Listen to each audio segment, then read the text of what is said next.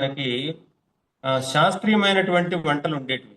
శాస్త్రీయము అంటే మట్టి పాత్రల్లో వండేటివి ప్రతి ఆహారం కూడా. ఇప్పుడు మట్టి పాత్ర లేదు. మనకి సిల్వర్ పాత్రలు, స్టీల్ పాత్రలు, ఆ, ఇంకా వేరే వేరే అండాలియం పాత్రలు ఇవన్నీ వచ్చాయి. ఇవన్నీ కూడా మట్టి పాత్రల కంటే కిందే. ఇవన్నీ ఎక్కువ డిగ్రీస్ లో ఉడికిస్తాయి. అదే మట్టి పాత్ర తక్కువ మంట మీద పెడితే మీకు మిగిలిన 40 డిగ్రీల్లోనే ఉడికిస్తుంది. ఆ విధంగా ఉంటే పర్వాలేదు శరీరానికి. మనం వండుకునే వంటలన్నీ కూడా ఇప్పుడు అశాస్త్రీయమైన వంటలు.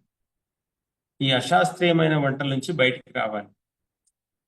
ఈ అశాస్త్రీయమైన వంటలు మానేసి శాస్త్రీయమైన వంటలు మనం వండుకోగలిగితే మనకి ఏ అనారోగ్యం రాదు.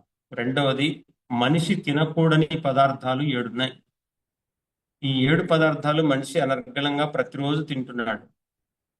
ఈ 7 పదార్థాలని మనం తినడం మానేసి మిగిలిన పదార్థాల్లో కొన్నింటిని సెలెక్ట్ చేసుకొని ఉన్నది ఉన్నట్లుగా అయినా తినచ్చు, లేదంటే ఉడికించుకొని అయినా తినచ్చు. మట్టి పాత్రల్లో 40 డిగ్రీలలో. మనము ఈ 40 డిగ్రీలు మన దగ్గర లేవు. ఇప్పుడు తినకూడని పదార్థాలు కూడా తింటున్నాం. తినకూడని పదార్థాలు ఏవి అంటే, ఉప్పు మనిషికి అవసరం లేదు. ప్రకృతిలో ప్రతి గింజలో, ప్రతి ఆకులో, ప్రతి పువ్వులో, ప్రతి కాయలో ఉప్పు ఉంది. ప్రతి దుంపలో ఉంది. శరీరానికి సరిపోయేంత ఉంది. 84 లక్షల జీవరాశులు కూడా అలాగే వాడుకుంటున్నాయి. అదేవిధంగా రెండవది నూనె. ఈ భూమి మీద ఏ జంతువు నూనె తాగదు. నెంబర్ 2. నెంబర్ 3, చింతపండు ఏ జంతువు ఉడకబెట్టుకొని తినదు.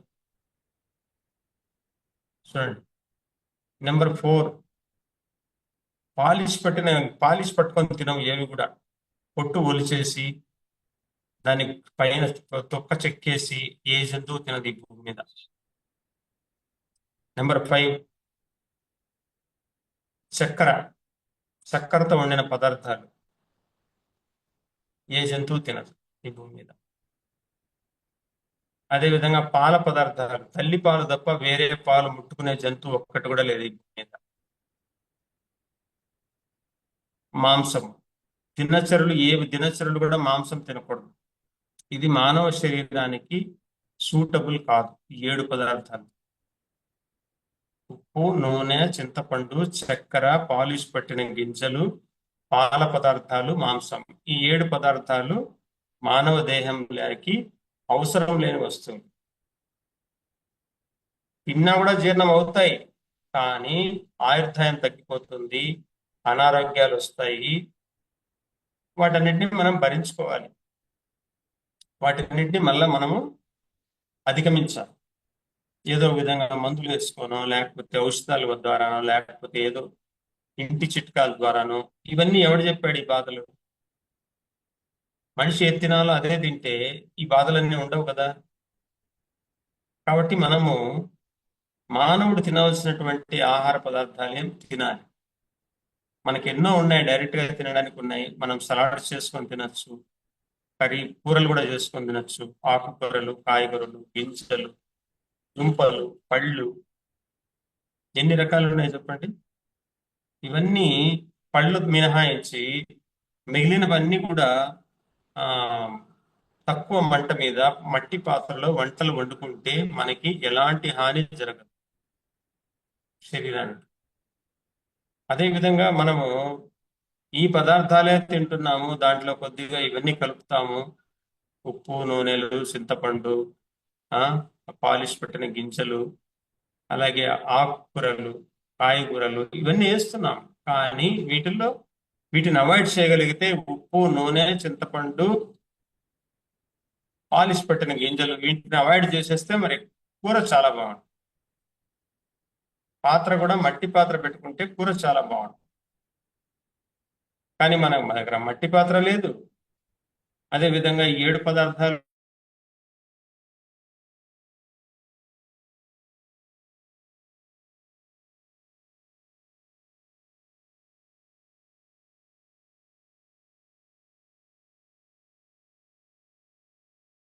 ఉంటాయా? ఇవన్నీ మనసుకి అవసరం లేదు. మనకు మంచి పప్పులు, మంచి ఆకుకూరలు, మంచి కాయగూరలు, మంచి విత్తనాలు, మొలకెత్తిన విత్తనాలు లేకుంటే గుగ్గుళ్ళు, ఇలాంటివి కూడా తినచ్చు. దాంతోపాటు కొద్దిగా బెల్లం తీసుకోవచ్చు, లేదంటే ఖర్జూరం పళ్ళు తీసుకోవచ్చు తీపి కోసం.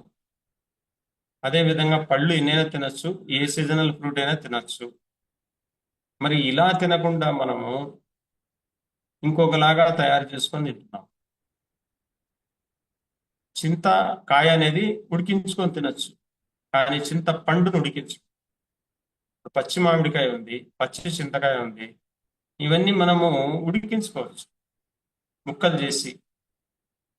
అదే పండు మామిడికాయ ఎవరైనా ఉడికి పెడతారా? అవసరం ఉందంటారా? పండు మామిడి కానీ పండు అయినటువంటి ఏ పండైనా సరే, జామ పండు ఉడకబెడతారా? ఉడకబెట్టరు కదా. ఆపిల్ పండు ఉడకబెడతారా? లేదా డైరెక్ట్ గా తింటారా?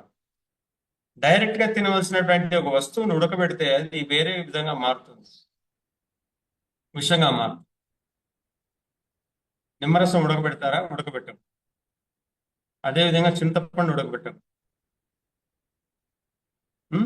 మరి ఇవన్నీ తెలిసి కూడా మనము తెలుసో తెలియకో చేసే తప్పుల వల్ల ఏమవుతాయంటే మనకి ఫస్ట్ అల్సర్తో స్టార్ట్ అవుతుంది, గ్యాస్ ట్రబుల్ వస్తుంది, కడుపు ఉబ్బరం వస్తుంది, అదే విధంగా కాన్స్టిపేషన్ వస్తుంది, మలబద్ధకం. ఆ తర్వాత మెల్లమెల్లగా ఒబెసిటీ వస్తుంది, శరీరం పెరుగుతుంది. దాని తర్వాత థైరాయిడ్ గానీ వస్తుంది, లేదంటే బీపీ షుగర్ వస్తుంది. ఇవన్నీ కొనుక్కోవాలి కదా మనము. మరి మనకు అవసరమా? చెప్పండి.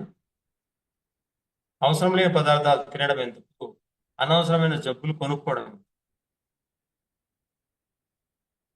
వీటిని గన మనం మానేయగలిగితే 7 పదార్థాలని, మిగిలిన వాటిని ఎక్కువ మోతాదులో మనం ప్రతిరోజు 2 సార్లు లేక 3 సార్లు తీసుకోగలిగితే మనకి ఎలాంటి అనారోగ్యాలు రావు. ఒకవేళ ఎక్కడైనా పొరపాటున వేరే చోట ఎక్కడైనా తిరిగి దానివల్ల ఏదైనా కొంచెం ఇబ్బంది జరిగినా ఒక్కరోజు ఉపవాసం పెట్టేస్తే వెళ్ళిపోతాయి. మళ్ళీ మనం మామూలు జీవన శైలికి రావాలి, అప్పుడే మనకు ఆరోగ్యం వస్తుంది.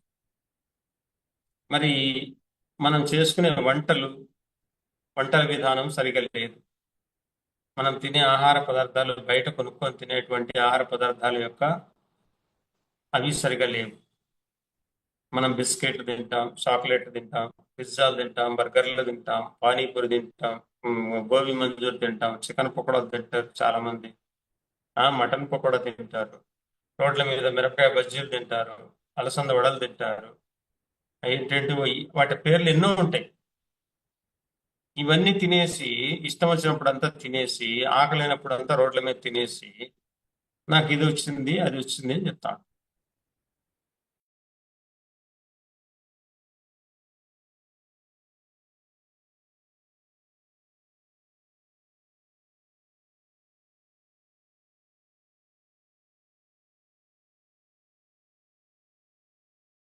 షేక్లు, మిల్క్ షేక్ అంట, బాదాం షేక్ అంట, కర్డ్ షేక్ అంట, ఏవేవో చేస్తున్నారు. ఇవన్నీ కూడా ఇన్ని మనం ఆకృత్యాలు చేసి శరీరం పైన అన్ని లోపల వేసేసి మీరు సవ్యంగా నడవమంటే ఎలా నడుస్తుందండి శరీరం?